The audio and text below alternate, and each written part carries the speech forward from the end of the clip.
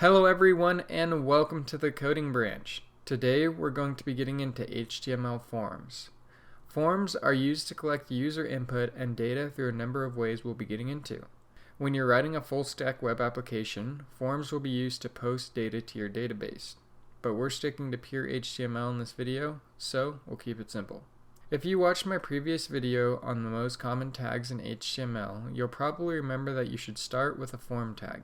Inside the form tag, I set the method to post, which is the type of request I'm sending to the backend, and an action of /database to tell it where to send the request. We're going to start by creating a sign-in form because that is honestly the most common form you're going to be creating when writing a website. So we'll first need the user's email, and for that we'll create an input tag that has a type of email. Also give it a placeholder so that the user knows what to type in. You can think of that as sort of a default text. That technically finished up what is required for an email field, but we'll follow good practice and we'll give the email tag a name of what best describes it. This also allows us to have a name for the data we're receiving from the user on the back end. Next, we'll add an ID that is also set to email. This is so we can call an input through some sort of selector in CSS or JavaScript. If we wanted to give the input a title, we can add a label tag above it, set the label description within the input tags, and we'll also set the attribute for to the name of our input tag, which in this case is email. If you mess with this email text box, you'll find that the @ and the period are required.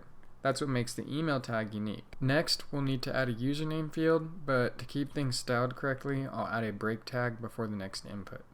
The username input will be very similar to the email input, but there's not a specific type for the username, so we'll create a text type and set the ID and name to username. Then, for the user's sake, we'll add a placeholder and a label accordingly. Next, we'll get the user's phone number, which actually does have a special type of tel, which is short for telephone number. We'll add the same familiar ID, name, and placeholder, but we'll also give it an attribute of pattern. This is going to require that the user passes something that looks like an actual phone number. To finish off the sign-in part of the form, we'll add a password field. This will be identical to the email input, but with an ID, name, and type of password. This input field is unique because when you type something in, it is hidden, so it keeps people from seeing the password if they can see your screen. Now, let's say we wanted to allow the user to send us a message. For that, we'll use a different element called a text area. The text area isn't fixed like a text input is, so you'll have to tell it how many columns and rows to start with. We can also give it a placeholder, ID, and name for good practices. One of the only other text-based inputs we haven't gotten into is how to allow the user to submit a number. For that, you create an input type of number. This number can be changed by the user to be a positive or a negative unless you set the min and max attributes. With that, you can control the type of number range you want submitted. Another cool input field is that you can add a calendar, which will allow a user to submit a date. The nice part there is it's very simple.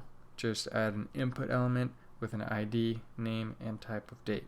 To end input types where you have more than a couple options, we'll create a multiple choice question. Since I'm honestly really hungry right now, we're going to choose between tacos, pizza, and hamburgers. A multiple choice input is actually called a radio in HTML.